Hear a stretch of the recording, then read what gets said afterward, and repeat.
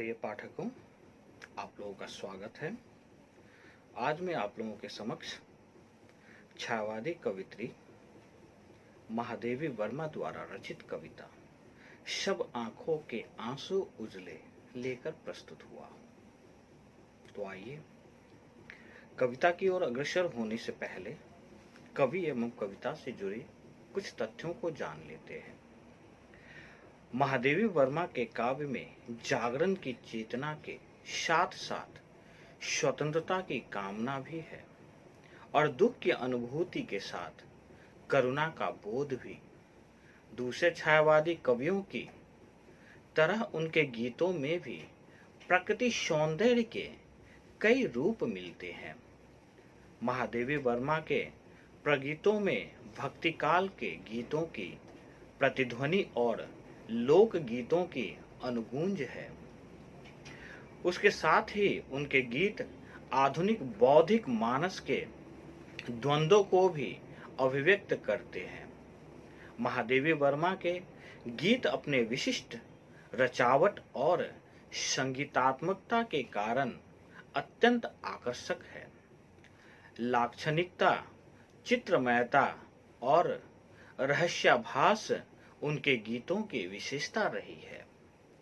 महादेवी जी ने नए बिंबों और प्रतीकों के माध्यम से प्रगीतों की अभिव्यक्ति शक्ति का नया विकास किया, जिनमें उनकी काव्य भाषा तत्सम शब्दों से निर्मित है।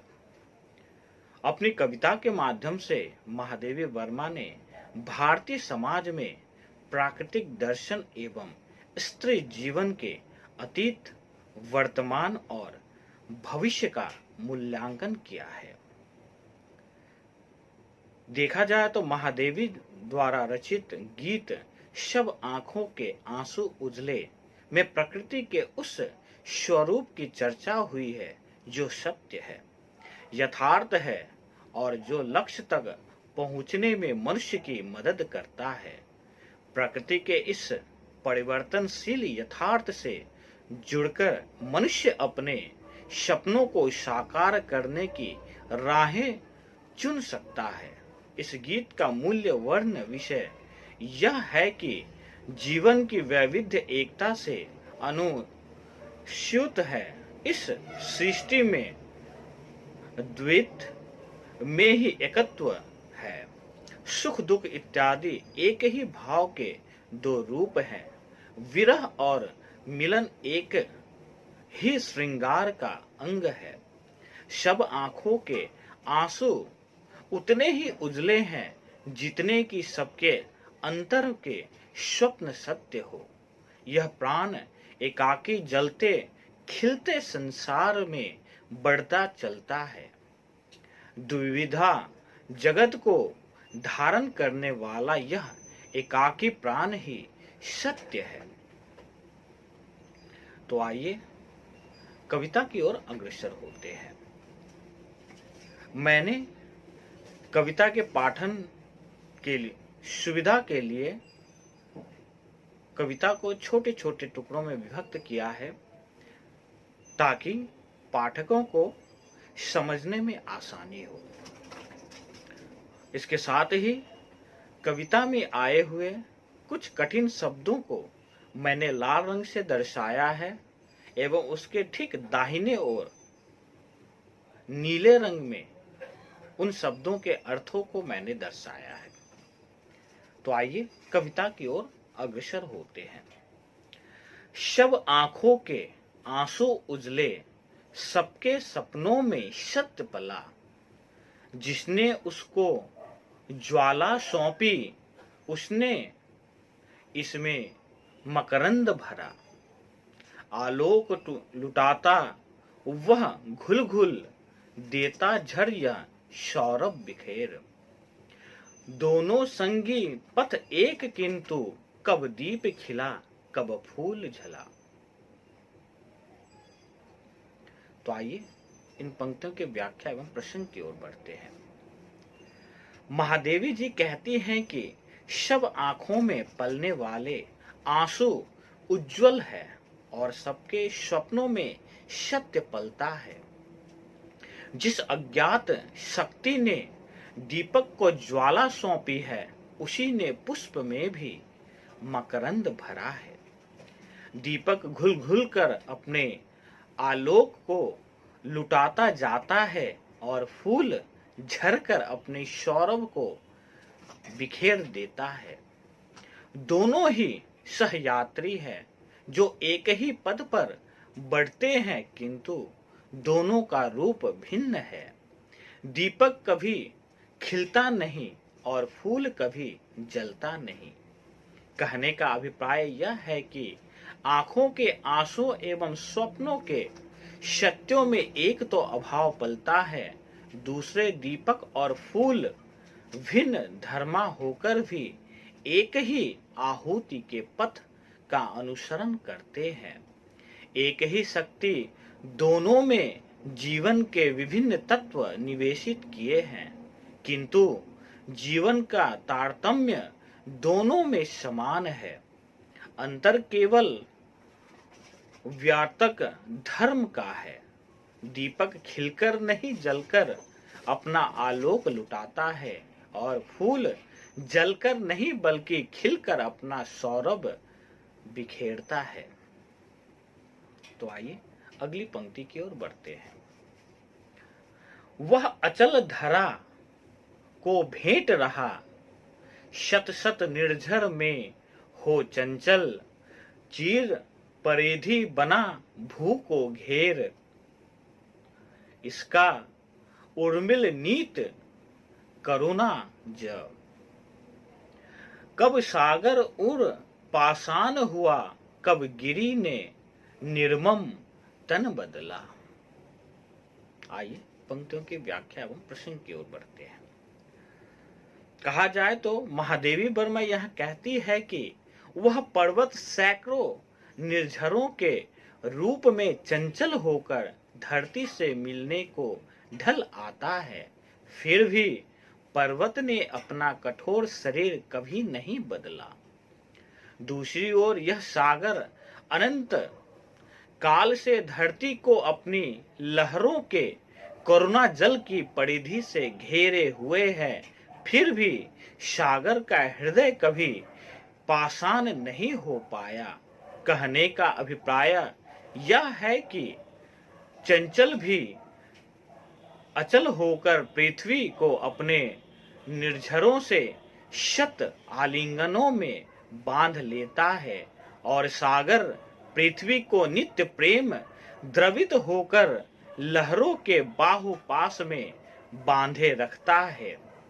दोनों के अंतर में एक ही करुणा और स्नेह है, किंतु दोनों का मार्ग भिन्न है।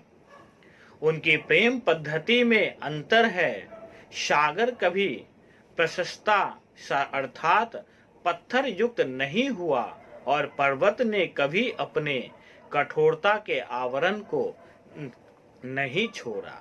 आइए अगली पंक्ति की ओर बढ़ते हैं।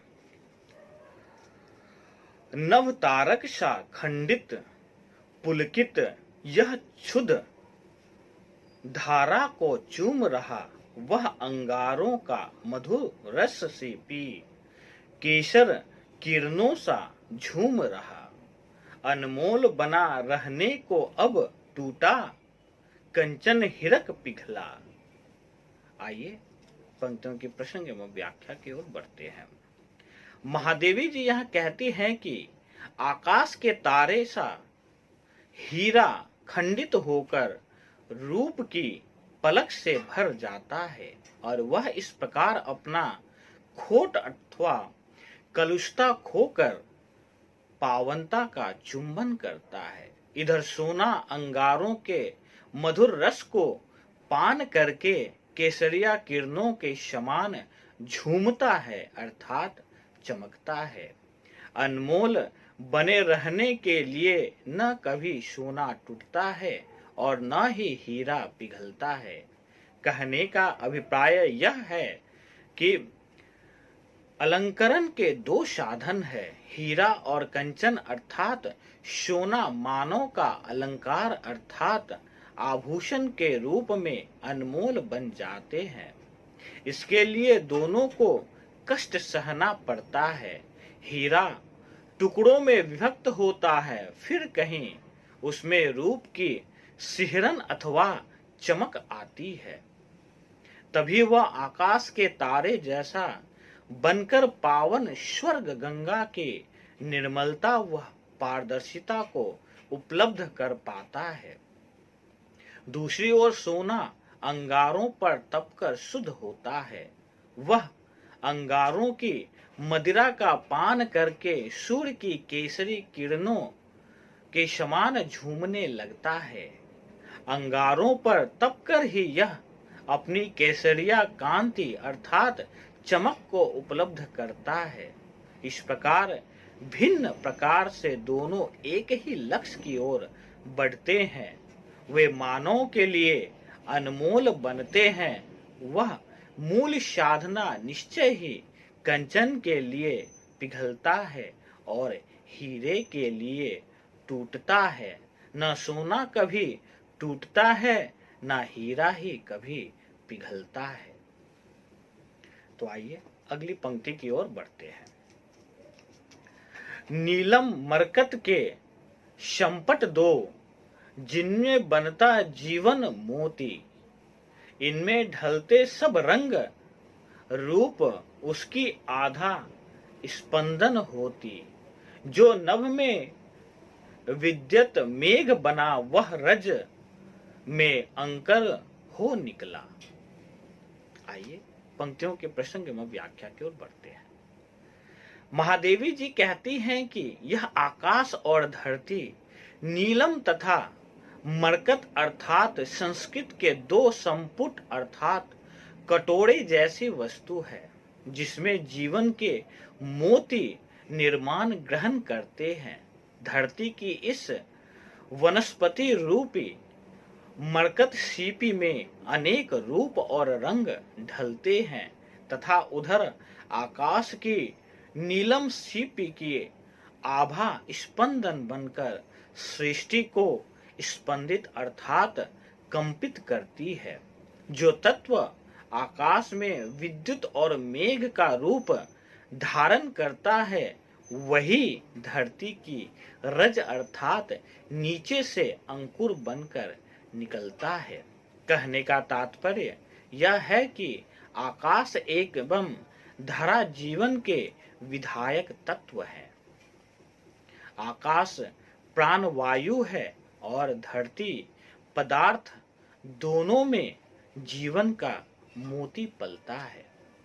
धरती की गोद में वह जीवन मोती रंग रस रूप की अनेक लीलाओं में ढलता है और आकाश में वह करण ज्योति एवं सजल स्पंदन बन विचरता है। शस्य श्यामला धरा और विद्युत मेघ आदि से युक्त आकाश एक ही प्राण तत्व के पोषक है। नभ का वैभव उसके प्राण रूप विद्युत और मेघों में है और धरती की संपत्ति रज अर्थात नीची से प्रस्फुटित अंकुर है। इस प्रकार दोनों का कार्य एवं धर्म एक ही है, परंतु उपादान भिन्न है। आइए अगली पंक्ति की ओर बढ़ते हैं। संतुति के प्रति पग में मेरी सांसों का नव अंकन चूम लो। मेरे बनने मिटने में नित अपने साधों के क्षण गिन लो। जलते खिलते जग में घुलमिल एकाकी प्राण चला। सपने सपने में सत्य बना। सपने सपने में सत्य ढला। चलिए पंक्तियों के प्रसंग एवं व्याख्या की ओर बढ़ते हैं। महादेवी जी कहती हैं कि इस सृष्टि के हर पग में मेरी सांसों के नवाक्षर अर्थात नए अक्षर अंकित है। मेरे निर्माण और विनाश में सदा ही तुम अपनी इच्छाओं के क्षणों की गणना कर सकते हो। नित्य जलते खिलते एवं अग्रसर होते हुए संसार में घुलता मिलता यह एकाकी प्राण जीवन पथ पर चला जाता है। हर स्वप्न में सत्य की ढलता है। कहने का अभिप्राय यह है कि सृष्टि का हर चरण मानव जीवन की नित्यता का प्रमाण है। यह प्राण संसार में अपने अस्तित्व के नए अंकों का नित्य अवलेखन करता रहता है। दूसरी ओर नाश और निर्माण की यह प्रक्रिया ईश्वर की क्षणिक इच्छाओं का ही परिणाम है। संस्कृति अर्थात संसार का क्रम मानव श्वास द्वारा अंकित नए अक्षरों से चलता है और साथ ही मानव का नाश निर्माण ईश्वर की इच्छानुसार होता है। जलकर धूमिल हो मिट जाना और खिलकर बिखर जाना एक ही जीवन मरण की श्रृंखला के दो रूप है। यह श्रृंखला जगत को गतिमान करती है। प्राण का एकाकी अर्थात अकेला रूप इस श्रृंखला के विभिन्न कड़ियों को संजोता है। अतः जीवन का स्वप्न लेने वाले सभी तत्वों में अस्तित्व का सत्य ही ढलता रहता है। तो आशा करता हूँ कि आज का वीडियो आप लोगों को पसंद आया होगा। तो कृपया मेरे इस चैनल को आप लोग लाइक एवं सब्सक्राइब करें ताकि अगली कड़ी में फिर नए विषय के साथ पूरे जोश के साथ आप लोगों के समक्ष उपस्थित हो सकूं। धन्यवाद।